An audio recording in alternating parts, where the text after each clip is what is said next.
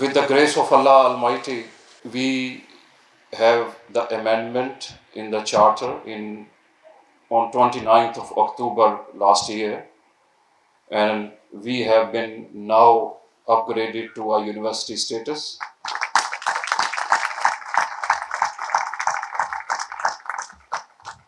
We are now, alhamdulillah, University of Southern Punjab, Multan.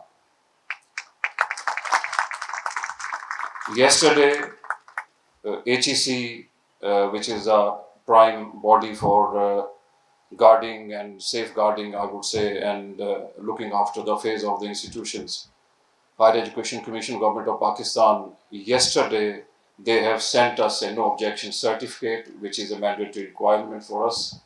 And now we can safely announce that from today onward, we are officially University of Southern Punjab.